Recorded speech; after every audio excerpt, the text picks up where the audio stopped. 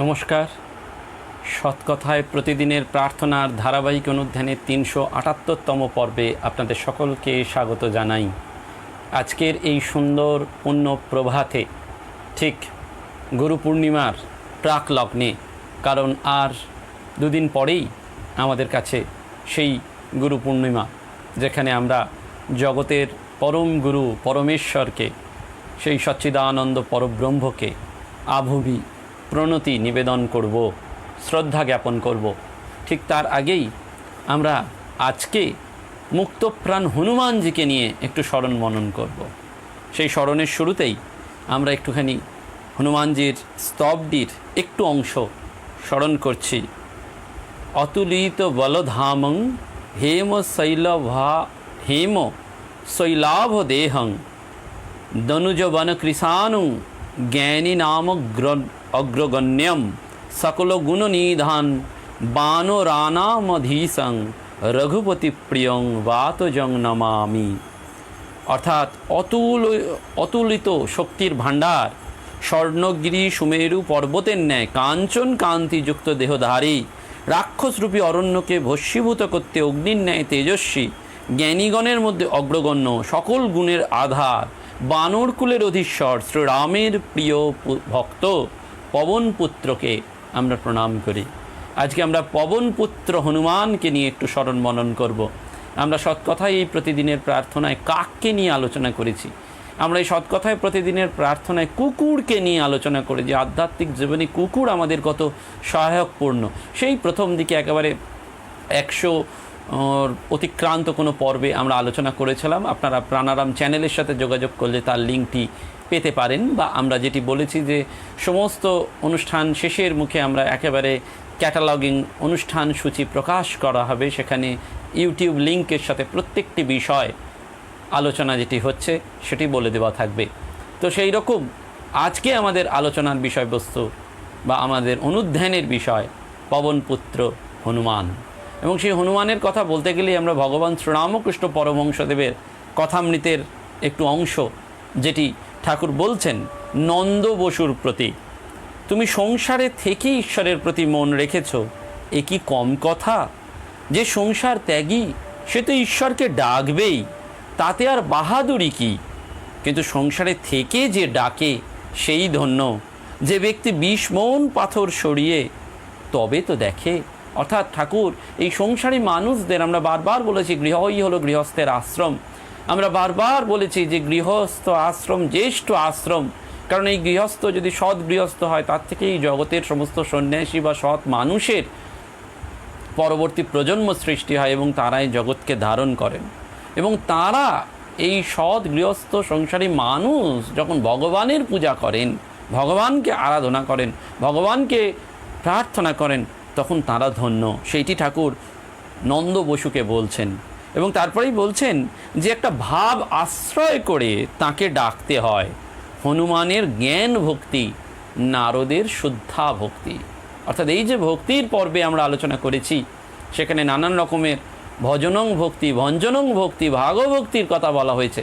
এখানেও ভক্তির কথা বলল, জ্ঞান মিশ্রিতা ভক্তি এবং শুদ্ধা ভক্তি। ঠাকুর আমাদের বললেন জ্ঞান আছে অথচ মনে মনে ভগবানকে ভালোবাসে, অর্থাৎ অ্যালার্টনেস তার রয়েছে, বিচারবোধ তার রয়েছে এবং ভগবানকে ভালোবাসেন। সেই জ্ঞান ভক্তির উদাহরণ হচ্ছেন এই পবনপুত্র মারুতির ইয়াস্যা নমাম্যহম। সেই হনুমানকে হচ্ছে জ্ঞান ভক্তি, আর নারদের হচ্ছে শুদ্ধা ভক্তি। সেজন্য রাম জিজ্ঞাসা করছেন যে হনুমান, তুমি আমাকে কিভাবে অর্চনা করো?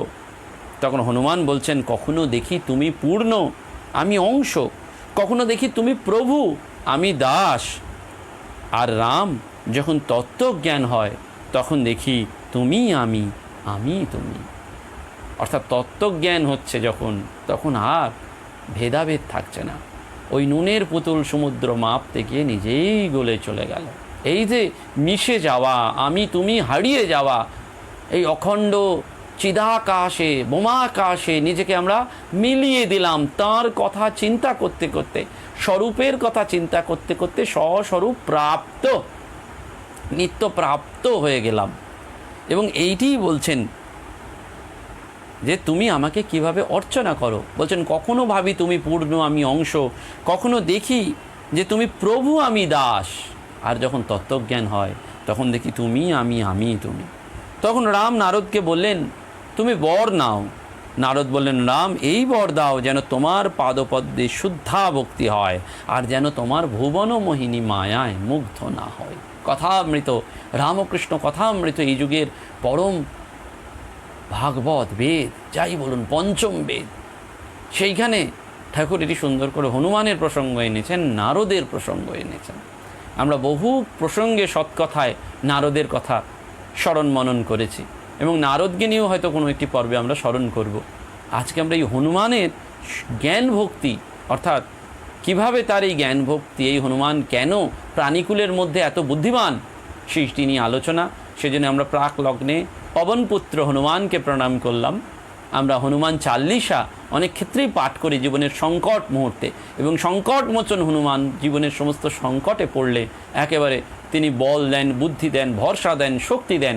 এবং সেই জন্য ঠাকুরও আমাদের কথামৃতে এইটি বারবার স্মরণ করিয়ে দিলেন এই হনুমান প্রসঙ্গে। আমরা জানি যে এই হনুমান প্রকৃত অর্থে নিরামিষাশী, গাছের কচি পাতা ফলই এদের অত্যন্ত প্রিয়, এবং এরা গাছের আঠাও খায়। এদের নামের আগে বীর, মহাবীর বা ধর্মজ্ঞ, যোদ্ধা প্রভৃতি উপাধি ব্যবহার করা হয়, এবং ভারতীয়রা এদের আঘাত করা ভয়ানক পাপ বলে মনে করেন। ফলের বাগানে বা ক্ষেত খামারে বা আমাদের নাগরিক জীবনের শহরতলিতেও হামলা চালালেও ঘর বাড়িতে এদেরকে ভয় দেখিয়ে তাড়ানোর চেষ্টা হয়। এবং ভারতবর্ষের হিমালয় থেকে কন্যাকুমারী পর্যন্ত সর্বত্র এদের দেখা পাওয়া যায়। রামচন্দ্র কৃপাধন্য স্নেহধন্য রামভক্ত হনুমান, সবচেয়ে প্রচলিত এই নাম হনুমান বললেও কখনো কখনো কেউ আমরা এদের মুখ পোড়া হনুমান বলি। অন্য নাম এদের হারু, হনু, বিভিন্ন জায়গায় এদের মুখ পোড়া বাঁদরও বলা হয়। এগুলি তাদের উপাধি। সেই যেমন আমাদের রাম, শ্যাম, যদি ভেতরে সেই এক কিন্তু সেই নাম, কিন্তু যখন তারা দেবতার আসনে অধিষ্ঠিত তখন বলা হয় পবনপুত্র হনুমান, মহাবীর হনুমান, জয় বজরংবলী হনুমান। বিজ্ঞানের সায়েন্টিফিক নামটি, এদের নাম হচ্ছে সেমনোপিথেকাস এন্টেলাস। হিন্দিতে বলা হয় হনুমান, উর্দুতে বলা হয় লঙ্গুর, এবং এদের প্রজাতি যেটা হচ্ছে সার্কোপিথেসিডি। অনেকেই আমরা জানি যে প্রভু রামচন্দ্রের ভাই লক্ষ্মণের চিকিৎসার জন্য ভেষজ উদ্ভিদ বিশল্যকরণী তিনি নিয়ে এসেছিলেন একেবারে। কারণ কোনটা গাছ ঈপ্সিত গাছ আর কোনটা যে ঈপ্সিত গাছ নয় সেটি বুঝতে পারেননি, সেই জন্য তিনি একেবারে দ্রোণাচল পর্বতটিকেই কাঁধে করে তুলে নিয়ে এসেছিলেন, সে কাহিনী আমরা জানি। এবং পর্বতধারী এই মহাবীর হনুমানের রূপ আমাদের কাছে অত্যন্ত কল্যাণকর, সেইটি আমাদের কাছে বিশ্বাস। এবং সেই জন্য আমরা এই রূপের ধ্যান এবং উপাসনা করে সমস্ত সমস্যা এবং সংকট থেকে মুক্তি লাভ করি। তাই এদের বলা হয় সংকটমোচন হনুমান। কিন্তু ভগবান এই শ্রীরামচন্দ্রের আশীর্বাদ ধন্য আরেকটি মহাপ্রাণ কাঠবেড়ালির কথাও আমরা জানি। কৃত্তিবাস রচিত সপ্তকাণ্ড রামায়ণের সুন্দর কাণ্ড পর্বে এদের উল্লেখ রয়েছে, যে বানর সৈন্য সহ হনুমানের কথা। সেতুবন্ধন দর্শনে এদের দেখা পাওয়া গিয়েছিল। এবং ভারতবর্ষের এই আত্মকথাই হচ্ছে রামায়ণ কথা, যেটি ভারতবর্ষের অন্তরে, আমাদের ভারতবর্ষীয় মানুষদের প্রত্যেকের অন্তরে এই রাম, সীতা, লক্ষ্মণ, ভরত, হনুমান সর্বদা বিরাজিত। অন্তরে, অনুভবে, ভাবে, স্বপনে, জাগরণে এরাই আমাদের আত্মার আত্মীয়। আমরা ছেলেবেলাতেও প্রত্যেকেই এবং এখনও এই হনুমানকে দেখেছি, এবং এই হনুমানের সাথেই যেন আমাদের একটা জন্মান্তরে সখ্যতাও রয়েছে। এই হাতি এবং হনুমান এরা খুবই বুদ্ধিমান, এবং এদের পারস্পরিক সম্পর্কও খুব অসাধারণ। স্নেহ, মায়া, মমতা, ভালোবাসা এই দুটি প্রাণীর মধ্যে অসীম, এবং এদের উপস্থিত বুদ্ধি, অসীম সাহস, পরিশ্রম এগুলি একেবারে দেখার মতন। ওই যে তাৎপর্যমণ্ডিত, অর্থাৎ এরা খুব প্রত্যুৎপন্নমতিত্ব, ইনস্ট্যান্ট, খুব বুদ্ধি করে কাজ করেন। সেজন্য পরিশ্রম, শারীরিক সক্ষমতাতেও এরা প্রাণী জগতের এক উজ্জ্বল দৃষ্টান্ত। কখন কি করা উচিত, বিপদ কখন কিভাবে হতে পারে, তা থেকে কিভাবে রক্ষা পাওয়া যেতে পারে, সেইটা কিন্তু এরা খুব ভালোভাবেই জানেন। এবং সব থেকে গুরুত্বপূর্ণ হচ্ছে এই হনুমান বা বানর শ্রেণীর প্রাণীরা অযাচিত কখনো কখনো সাহায্য করেন। হনুমানের দ্বারা মানুষ চট করে ক্ষতিগ্রস্ত হয় না। কোথাও কোথাও অবশ্য ঘটনা ঘটে, এবং যখন ঘটনা ঘটে তখন তার কারণ থাকা যায়, বোঝা যায়। যদিও এর ব্যতিক্রম ঘটনা রয়েছে। আমি নিজেই জানি পুরীতে বহু মানুষ হনুমানকে কিচ্ছু করেন না, কিন্তু তারা এসে হঠাৎ করে আক্রমণ করে দেন, হয়তো ব্যাগ খাবার কিছু একটা টেনে নিয়ে আসার চেষ্টা করেন।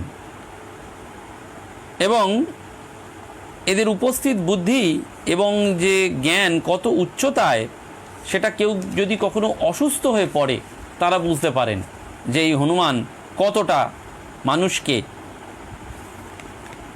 হেল্পও করেন। এবং এই হনুমানের লেজ অসম্ভব লম্বা, বলা যেতে পারে লেজই তার অন্যতম প্রধান বৈশিষ্ট্য। এবং রাম রাবণের যুদ্ধে হনুমানের লেজের বহর দেখে স্বয়ং রাবণ রাজার মনেই ভীতির সঞ্চার হয়েছিল। রামায়ণে তার উল্লেখ রয়েছে। স্বয়ং দশাননও কেঁপে উঠেছিলেন। আর স্বর্ণলঙ্কায় হনুমান তার লেজের দ্বারাই পুড়িয়ে ছারখার করে ফেলেছিল, সেটাও আমরা জানি। সাহিত্যিক সঞ্জীব চট্টোপাধ্যায় খুব সুন্দর করে একটি প্রসঙ্গে লিখছেন যে পৃথিবীতে লেজের জন্য বিখ্যাত আমাদের হনুমানজি, যেন আন্ডারগ্রাউন্ড ইলেকট্রিক কেবলস ইচ্ছে মতো বড় ছোট করতে পারেন। উত্তর ভারত থেকে দক্ষিণ ভারত গিনেস বুকে তার নাম থাকা উচিত। তিনি ভগবান, মন্দিরে মন্দিরে তার পুজো হয়, আবার লেজে আগুন লাগিয়ে সোনার লঙ্কাটাও তিনি পুড়িয়ে দিলেন। হনুমান দি গ্রেট। কলিতে এসে লেজের বহর কমতে বাধ্য হলেও ইতিহাস থেকে তিনি পালাতে পারেননি। এই লেজ সাধারণ নয়, গুটিয়ে বীরের মতন আরাম করে বসে থাকতে পারে এই হনুমান। গাছের ডালে প্যাঁচ মেরে নিজেকে ঝুলিয়েও রাখতে পারে এই হনুমান। আবার মাঝে মাঝে মনে হতে পারে যেটা হনুমানের লেজ না লেজের হনুমান। হনুমানের সাথে সেই যে লেজ, সেজন্য ওতপ্রোতভাবে এক বিখ্যাত কথা আমাদের মনে করিয়ে দেয়।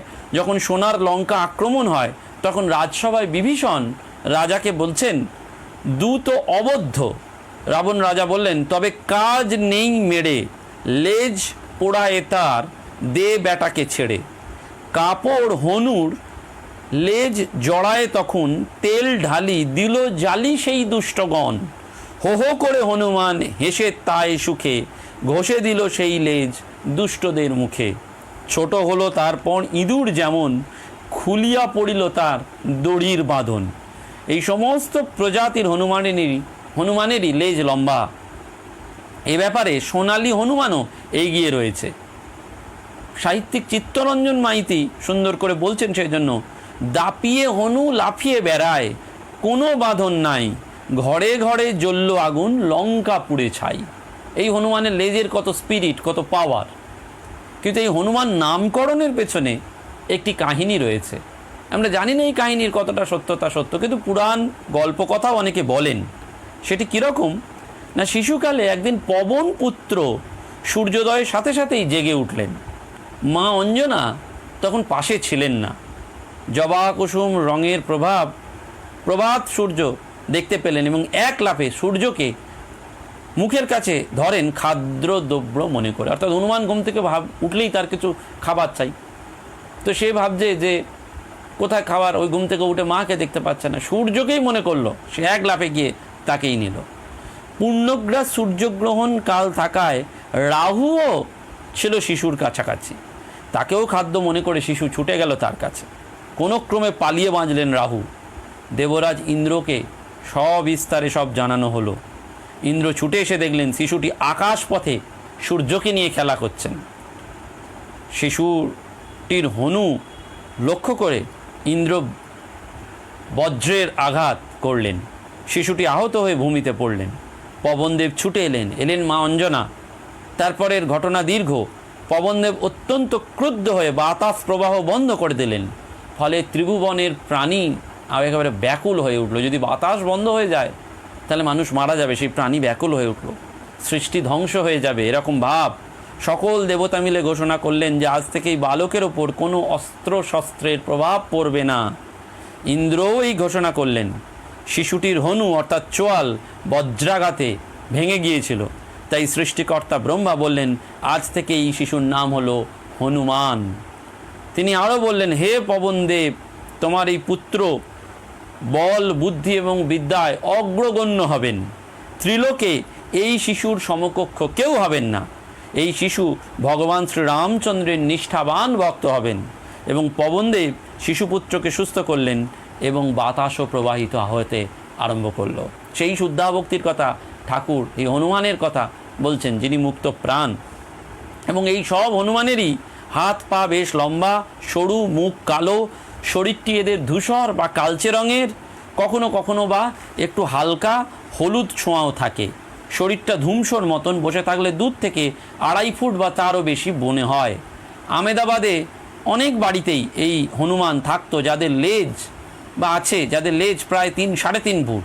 এরা জঙ্গলের অধিবাসী এবং এরা গাছপালা এই সমস্ত জায়গাতেও, মন্দিরে, দেবালয়ে সর্বত্রই আস্তানা গাড়ে বা গঠন করে। এবং বন্যপ্রাণী রক্ষা আইনের শিডিউল 2-তে অর্থাৎ 2য় পর্যায়ের গুরুত্বে এরা সংরক্ষিত, তাই এদের ক্ষতি করা দণ্ডনীয় অপরাধ। আমরা দক্ষিণেশ্বরের পঞ্চবটিতেও এই হনুমানকে দেখতে পাই। এবং আমাদের এই ভারতবর্ষে এই হনুমানের 8টি প্রজাতির দেখা মেলে। পশ্চিমবঙ্গে দেখা মেলে 2টি প্রজাতি। মুখের চারপাশে বড় বড় লোম, 4 হাতে পায়ে ভর দিয়ে এরা দৌড়ায়, যাদেরকে বলা হয় হনুমান লাফ। 1 লাফে 20-25 হাত চলে যেতে পারে। এবং সাধারণত এরা দলবদ্ধভাবে 10-12 জন মিলে কখনো কখনো আসে। এরা পুরোপুরি নিরামিষাশী, কচি পাতা এদের অত্যন্ত প্রিয়। এবং অনেক সময় এরা স্বভাবচর না হলেও কিছুটা হানাদার প্রকৃতির, জবরদস্তি লুটপাট করে খায়। এবং রাতের দিকে এরা কিছু খায় না। এদের মাতৃস্নেহ প্রাণ ভরিয়ে দেয়। সন্তানের মায়ের প্রতি টান আর মায়ের সন্তানের প্রতি টান অবিকল হাতির মা আর সন্তানের মতন। অরণ্যে এরকম মধুর দৃষ্টান্ত খুব কমই দেখতে পাওয়া যায়। হনুমানের পরিবারের মেয়েরা সাধারণত 3.5 বছর বয়সে প্রজনন ক্ষমতা সম্পন্ন হয় এবং গর্ভধারণকাল 6 মাস।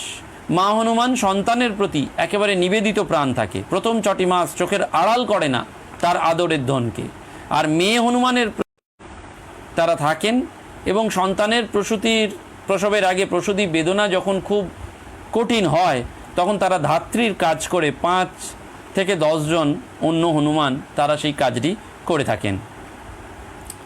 এই সোনালী হনুমান একটু ইন্টারনেট কানেকশনে ব্যাহত হচ্ছে মাঝে মধ্যে, কিছু মনে করবেন না।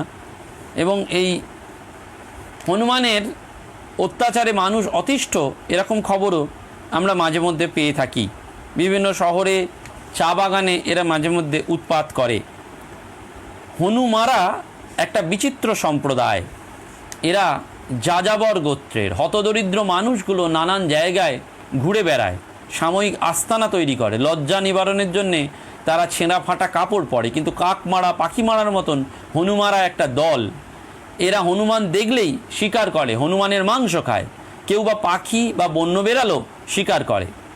সমগ্র ভারতবর্ষে রামায়ণ সর্বাপেক্ষা আদরণীয় আমরা জানি, এবং সেইখানেই রামভক্ত হনুমান সর্বদা পূজিত।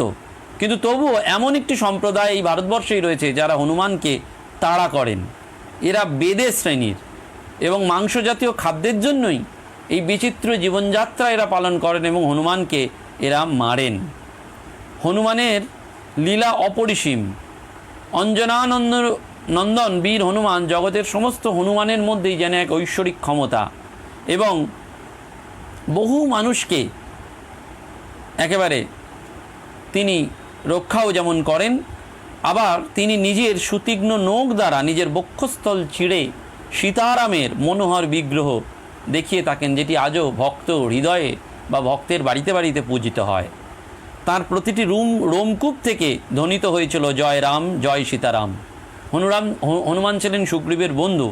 বালি এবং রামের যুদ্ধের বিষয়ে জনমত নানান রকম ছিল, কিন্তু বিদ্বান এবং ধর্মজ্ঞ হনুমান লঙ্কায় সীতাকে বলেছিলেন, রাম যুদ্ধ করে বালিকে বধ করেন, তত নিহত্ত তরসা রামও বালি নহমাবে। অর্থাৎ হনুমান ভারতকে নন্দীগ্রাম বলেন, হনুমান ভরতকে নন্দীগ্রামে বলেন, রাম সবাহু বীর্যেন বালিনাং সমরে হত্যা মহাকায়ং মহাবলম। অর্থাৎ রাম প্রকাশ্য যুদ্ধেই নিজ বাহুবলের দ্বারা এই বালিকে বধ করেন। বজরংবলী রূপে এই হনুমানের পুজো হয় সমগ্র ভারতবর্ষ জুড়ে। জাগ্রত ভগবান এই হনুমান, তার বীরত্ব গাথা সর্বত্র। কোথাও তিনি পর্বতধারী, কোথাও তিনি গদাধারী। এবং সনাতন ধর্ম অবলম্বী যারা, তারা প্রত্যেক দিনই এই হনুমান চল্লিশা পড়েন। এবং রামচন্দ্র যে ধর্মকে প্রতিষ্ঠিত করতে চেয়েছেন, রামচন্দ্র যে ধর্মকে আমাদের দিকে দিকে আনতে চেয়েছেন, সেখানে আমরা এই হনুমানকে সর্বদা পাই। এবং তার এই ভক্তি, সেটি আমাদেরকে একটা অন্য মাত্রা নিয়ে আসে, যে মাত্রা যেমন ঠাকুর আমাদের স্মরণ করিয়ে দিচ্ছেন। সেই হনুমানের দর্শনের কথা বারবার বলছেন, জ্ঞান ভক্তি। এবং সেখানে আবার কথামৃতে শ্রীরামকৃষ্ণ বলছেন কি জানো, নিত্য আর লীলা দর্শন করে দাসভাবে থাকা। হনুমান সাকার নিরাকার সাক্ষাৎ করেছিলেন, তারপর দাসভাবে ভক্তের ভাবে ছিলেন। শ্রীরামকৃষ্ণ সেটি বলছেন। এবং সেই জন্য আমরা বলতে পারি যে এই নরসিংহ, রাম, নারায়ণ, হনুমান, রুদ্র এসবই জগন্নাথেরও এক একটি রূপ, এবং সেটি আমরা দেখতে পাই। ঠাকুর এই হনুমানের কথা বারবার কথামৃতে বলেছেন। 1883 খ্রিস্টাব্দে 4 জুন শ্রীরামকৃষ্ণদেব বলছেন, রামলীলা দেখতে গেলুম, একেবারে দেখলুম সাক্ষাৎ সীতা, রাম, লক্ষ্মণ, হনুমান, বিভীষণ। তখন যারা সেজেছিল তাদের সব পুজো করতে লাগলুম। একেবারে স্বয়ং হনুমানকে শ্রীরামকৃষ্ণ দেখছেন এবং অভিনয় ভুলে যাচ্ছেন, সাক্ষাৎভাবে সেই হনুমানকে তিনি দেখছেন। একদিন বকুলতলায় দেখলুম নীল বসন পরে একটি মেয়ে দাঁড়িয়ে, বেশ্যা, দপ করে একেবারে সীতার উদ্দীপন। ও মেয়েকে ভুলে গেলুম, কিন্তু দেখলুম সীতা লঙ্কা থেকে উদ্ধার হয়ে রামের কাছে যাচ্ছেন। অনেকক্ষণ বাহ্য শূন্য হয়ে সমাধি অবস্থায় রইলুম। ঠাকুর এইরকম বারবার রয়েছেন। এবং যখন সাধনাকালে তিনিও সেই হনুমানের মতন ল্যাজডি তৈরি করে গাছের এপার থেকে ওপার একেবারে হুপ হুপ করছেন, সেটিও আমরা জানি। এবং স্বামীজিকে না বুঝলেও যেমন ঠাকুরকে আমরা বুঝতে পারি না, তেমনি রামচন্দ্রকে বুঝতে গেলে আগে এই হনুমানকে বুঝতে হয়। অর্থাৎ হনুমানের মধ্যে দিয়ে যেন রামচন্দ্রের ভক্তিভাবটি যেন প্রকাশিত বা পরিস্ফুট হয়। ঈশ্বর দর্শনের উপায় প্রসঙ্গেও ঠাকুর বারবার বলছেন ভক্তদের উদ্দেশ্যে যে এই দর্শন হওয়া চাই, তার সাক্ষাৎকার হওয়া চাই, তীব্র বৈরাগ্য এমন হওয়া চাই যে বলবে, কি জগৎ পিতা, আমি কি জগৎ ছাড়া, আমায় তুমি দয়া করবে না, এইরকম কৃপা। এবং তারপরেই ঠাকুর বলছেন সুন্দর করে, যে যাকে চিন্তা করে সে তার সত্তা পায়। শিব পূজা করে যেমন শিবের সত্তা পায়, একজন রামের ভক্ত সারা দিন রাত দিন হনুমানের চিন্তা করত, মনে করতে আমি হনুমান হয়েছি। শেষে তার ধ্রুব বিশ্বাস হলো যে তারও একটু ল্যাজ হয়েছে। অর্থাৎ ভাবতে ভাবতে একেবারে তার স্মরণ হয়ে যাওয়া, তার স্মরণে থাকা। সেই জন্য বারবার প্রণাম মন্ত্রে বলা হয়, জয় হনুমান জ্ঞান গুণ সাগর, জয় কোপিশ তিহু লোক উজাগর। অর্থাৎ এই হনুমানকে নিয়ে ভারতবর্ষ শুধু নয়, দিকে দিকে আমরা সেটি দেখতে পাই। এবং পূজনীয় স্বামী শিব আত্মপ্রিয়ানন্দজি একটি তাঁর লেখাতে বলছেন, আত্মস্থানন্দজি মহারাজ বারবার সেটি উল্লেখ করতেন, মহাবীর হনুমানের মতন শৌর্যময় ভক্ত হতে, ঘ্যানে নয়। বলছেন সুন্দর করে যে একেবারে সেই হনুমানের মতন বীর দর্প নিয়ে একেবারে সেটি নিয়ে যেন আমাদের থাকতে হয়। আমরা শ্রীরামকৃষ্ণ অবতারেও সেটি দেখতে পাই। কীরকম না, স্বামীজি, আমরা প্রাচীন সাধুদের কথা এই গ্রন্থে পাচ্ছি যে স্বামীজি যেমন ছিলেন সপ্তর্ষি ঋষি নররূপী নারায়ণ, রাজা মহারাজ যেমন ছিলেন কৃষ্ণ সখা ব্রজের রাখাল, প্রেমানন্দ যেমন ছিলেন রাধার অংশে জাত, নিরঞ্জনানন্দজি যেমন রামের অংশে জাত, পূর্ণচন্দ্র যেমন বিষ্ণুর অংশে জন্মগ্রহণ করেন, যোগানন্দজি যেমন পূর্বে অর্জুন ছিলেন, বিজ্ঞানানন্দজি যেমন জাম্বুমান ছিলেন, তেমনি লাটু মহারাজ ছিলেন এই হনুমান। শিবানন্দজি ছিলেন শিবের অংশে, লাটু মহারাজ এই হনুমান, লক্ষ্মী দিদি যেমন ছিলেন মা শীতলার। একেবারে সুন্দর করে সেই জন্য বলছেন এই হনুমান বারবার শ্রীরামকৃষ্ণ কথামৃতের প্রসঙ্গে এসে পড়ছে। এবং পশু পাখিদের সাথেও শ্রীরামকৃষ্ণের অদ্ভুত যে ভালোবাসা সেটা আমরা জানি। একবার বালক গদাই কামারপুকুর থেকে তার মামার বাড়ি মায়াপুর যাচ্ছিলেন মায়ের কোলে চেপে। তা পথে একটা গাছে কিছু হনুমান বসেছিল। শিশু গদাই তাদের দেখে অত্যন্ত আনন্দে মায়ের কোল থেকে নেমে পড়ে ছুটে সেই হনুমানগুলোর কাছে চলে গেলেন। হনুমানগুলো কিন্তু গদাইকে তাড়া করলেন না, বরং তার সঙ্গে খেলা করতে লাগলেন। মা চন্দ্রমণি দেবী ভয়ে অস্থির হয়ে উঠলেন যে সাধারণত এই ধরনের হনুমানরা দাঁত খিচিয়ে আক্রমণ করে আঁচড়ে কামড়ে দেয়, কিন্তু গদাধরকে পেয়ে তারা কিছু করলেন না।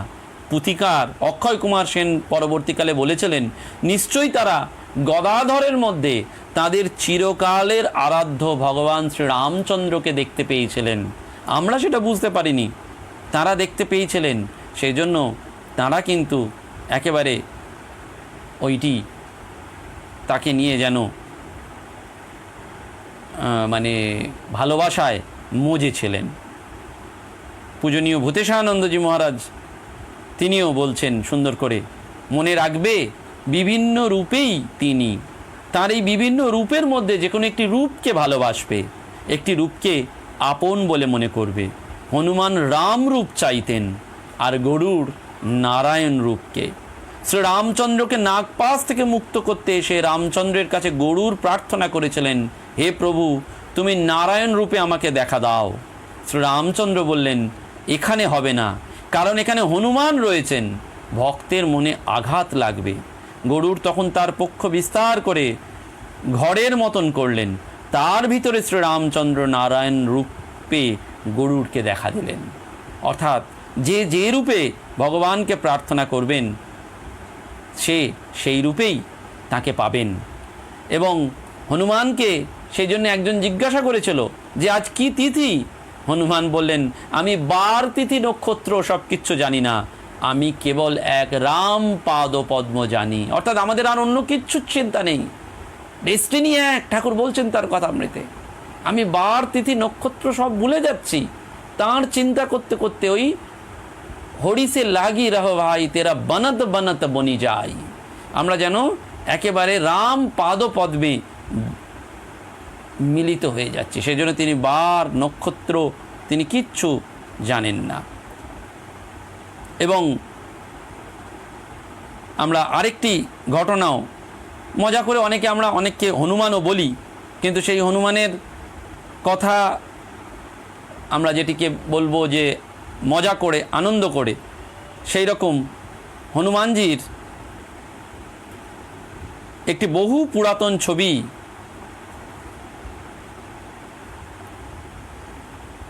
একটি মন্দিরের নাট মন্দিরে টাঙানো ছিল, যেটি নিত্য কোনো এক সন্ন্যাসী প্রণাম করতেন।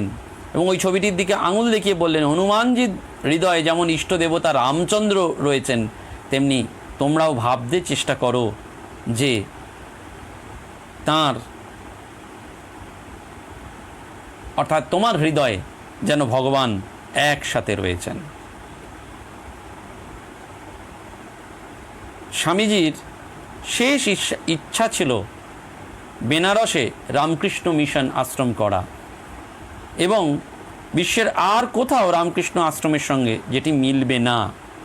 অর্থাৎ তিনি এসেছিলেন কাশী বিশ্বনাথ দর্শনে, গুরুভাই শিবানন্দজি রয়েছেন মহাপুরুষ মহারাজ, সেখানে একটি বাড়ি ভাড়া করে তারা কিছুদিন ছিলেন। সেই সময় স্বামীজির নামডাক চারিদিকে ছড়িয়ে পড়েছিল এবং যে বাড়ি ভাড়াতে ছিলেন সেখান থেকেই আরও কিছু দূরে একজন রাজা তপস্যা করছিলেন, তার নাম উদয় প্রতাপ সিং। তিনি রাজার সাথে দেখা করতে চাইলেন এবং এই বাগান বাড়িটি দিয়ে পরবর্তীকালে আমরা জানি যে মহাপ্রয়াণ দিবসেই এই বেনারসে মানে কাশীতে এই রামকৃষ্ণ মিশন আশ্রম স্থাপিত হয় এবং শিবানন্দজি মহারাজকে এই আশ্রমের দায়িত্বভার নিতে হয়। তো মহারাজজি একজন স্থানীয় এক যুবককে মন্দিরের কাজে নিযুক্ত করেছিলেন। সেই যুবক বেশ কয়েক মাসের বাড়ি ভাড়ার 75 টাকা নিয়ে পালিয়ে যায় এবং একটা পয়সা রেখে যায়। বিষয়টি জানাজানি হওয়ার পর মহারাজজি যুবকটির ওপর রাগ না করে প্রশংসা করে বলেছিলেন, দেখো ছেলেটি সমস্ত কিছু নিয়ে যায়নি, ঠাকুরের জন্য বাতাসা কেনার পয়সাটুকু রেখে গেছে, আজ এই 1 পয়সার বাতাসা কিনেই ঠাকুরকে ভোগ দেওয়া হোক। কিন্তু বাড়ির মালিক ভাড়া না পেয়ে সারাদিন মহারাজজিকে একেবারে বন্দি করে রেখেছিলেন। এই মন্দিরের বৈশিষ্ট্য এরকমই ছিল যে ঠাকুরের প্রথম মূর্তি এখানেই স্থাপন করা হয়। কলকাতার একজন মহিলা প্রথম এই কাশীর আশ্রমে ঠাকুরের মার্বেল মূর্তি স্থাপন করিয়েছিলেন। পরে মূর্তিটি বাতিল করা হয়, কারণ মার্বেলের গায়ে কিছু কালো দাগ ছিল। পরে ব্রহ্মানন্দজি, শারদানন্দজি এবং গৌরীমায়ের হস্তক্ষেপে ঠাকুরের মূর্তির খুঁতটি সংশোধন করা হয়। কিন্তু এই মন্দিরের কয়েকটি বৈশিষ্ট্য ছিল, বা আরেকটি বৈশিষ্ট্য, যে লাটু মহারাজ এখানে প্রায় দ্বিতলে থাকতেন, আর ঠিক তার নিচেই একটি হনুমানজির মন্দির স্থাপন করা হয়েছিল, কারণ লাটু মহারাজের হনুমানজির প্রতি অগাধ ভক্তি ছিল। এই একমাত্র রামকৃষ্ণ মিশন যেখানে নিত্য হনুমানজির পুজো করা হয়। পৃথিবীর আর কোথাও এই কোনো রামকৃষ্ণ আশ্রমে এই হনুমানজির পুজোটি করা হয় না। সেই জন্য বহু ক্ষেত্রে এই লোকবিশ্বাস, ভক্তি এবং প্রচলিত ধারণা অনুযায়ী আমরা জানি যে এই হনুমান আমাদের কাছে খুব প্রিয়। স্বামীজি একদিন সকালে মঠে গিয়ে মন্মথবাবুর খবর পেলেন যে স্বামীজি ঠাকুরগড়ে আছেন। সঙ্গে সঙ্গে চলে গেলেন দোতলার মন্দিরে। দেখলেন বারান্দায় তিনি বীরদর্পে একদিক থেকে অন্য দিকে পদচারণ করছেন, কোনো দিকে ভ্রুক্ষেপ নেই, একেবারে শুধু উচ্চারণ করছেন, গর্জন্তং রামং রামেতি ব্রুবন্তং রামো রামেতি। অর্থাৎ তার ভাব যেন বীর হনুমান একাগ্র চিত্রে শ্রীরামকৃষ্ণের দ্বারে সতর্ক প্রহরীর মতন রয়েছেন। স্বামীজির এই ভক্তিভাব দেখে মুগ্ধ হয়ে গিয়েছিলেন মন্মথবাবু। এ আমাদের অদ্ভুত এক শিক্ষা যে এই হনুমান আমাদের জীবনে সর্বদা ওতপ্রোতভাবে রয়েছেন। সন্ত তুলসী দাসজির মহাবীর হনুমান কাহিনী সবসময় অমৃত সমান। অতুলিত বলধামা হনুমানজির সাথে রাবণের সাক্ষাৎ হওয়ার পর থেকেই মহাবীরের সহিত রাবণের সৈন্যদের যুদ্ধের কাহিনীর বর্ণনা সুন্দর করে বহু স্থানে রয়েছে, এবং রামচরিত মানস সত্যি কথাই আমাদের কাছে এক আকর্ষণীয় ধর্মগ্রন্থ। যে 5 রকম ভাব নিয়ে জপ, ধ্যান, ভক্তির কথা বলা হয়, সেই 5 রকম ভাব হচ্ছে শান্ত ভাব যেটি নারদের, দাস্য ভাব হনুমানের, সখ্য ভাব অর্জুনের, বাৎসল্য গোপালের মা এবং মধুর রাধা ভাব। ঈশ্বরকে যেভাবেই ভালো লাগুক না কেন সেইভাবেই যেন আমরা জপ তপ করি এবং আমরা যেন একেবারে স্মরণ মনন করতে পারি, এবং সেটি যদি করতে পারি তাহলে আমাদের জীবন একেবারে ধন্য হয়ে যাবে। প্রেমেশানন্দজি মহারাজকে একদিন সেবক বলেছিলেন, মহারাজ কই আর একটা শ্লোক বললেন না তো? মহারাজ তাতে বলেছিলেন, হনুমতা হতারাম সীতা হর্ষ মুপাগতা রুদন্তি রাক্ষসা সর্বে হারাম হারিম। আরাম মানে বাগিচা। হনুমান অশোক বন ধ্বংস করাতে সীতার হর্ষ হয়েছিল, আর রাক্ষসরা কাঁদতে লেগেছিল, হায় বাগিচা হায়। অর্থাৎ আমাদের জীবনটাও তাই, আমাদের কিন্তু সেটি সর্বদা স্মরণ করতে হবে। এই হনুমান প্রসঙ্গে নানান প্রসঙ্গ আমাদের স্মরণে আসে, আমরা সেটি বারবার স্মরণ করি, বারবার মনন করি, কিন্তু যেন আমরা এই হনুমানের মতন সেই দাস্য ভক্তিটি নিয়ে সর্বদা এই জগৎ সংসারে বিচরণ করতে পারি। আমি একটি লোকগল্প বলে শেষ করি। হনুমান রামের খুব সেবা করেন, ভক্তি। তো একদিন সর্বদা তিনি রাম রাম করছেন থাকেন। তো একদিন সীতা লক্ষ্মণের সাথে বুদ্ধি করলেন যে হনুমানকে সরাতে হবে, ও থাকলে আমরা একদম রামচন্দ্রকে প্রভুকে পাচ্ছি না। তো একদিন হনুমান আসার আগেই রামচন্দ্রের সমস্ত কাজ সীতা ডিস্ট্রিবিউট করে দিলেন, যেমন কোনো কাজই হনুমানের জন্য রইল না। হনুমান এসে যখন বিনীতভাবে বললেন আমি কি সেবা করব, তখন সীতা এবং লক্ষ্মণ বললেন কিচ্ছু সেবা করার নেই, দেখো সমস্ত কাজ আমরা সবার মধ্যে ডিস্ট্রিবিউট করে দিয়েছি, তুমি আর কি করবে, তুমি আজকে ফিরে যাও। হনুমানের কিন্তু সেই বুদ্ধি আর তার রামের প্রতি ভক্তি, অবিচল ভক্তি। তখন হনুমান বুদ্ধি করে বললেন, দেখুন সব কাজ আপনারা ডিস্ট্রিবিউট করেছেন ঠিকই আছে, কিন্তু একটা কাজ বোধহয় করেননি। বলে কি? বলে রামচন্দ্র যখন হাই তুলবে তখন তুড়িটা আমি মারব। সীতা বললেন, এ তো মহা ফাসাদ। ঠিক আছে, তাই। হনুমান রামের পেছন পেছন ঘুরছে আর রাম হাসছে। দিন কেটে যায়, সন্ধে কেটে যায়, রামচন্দ্র তো হাই তুলছেন না, তাই হনুমানেরও তুড়ি মারা হচ্ছে না, সেবা হচ্ছে না। হনুমান মনে মনে দুঃখ পাচ্ছেন যে প্রভুর সেবা আমি একটা দিনও করতে পারলাম না।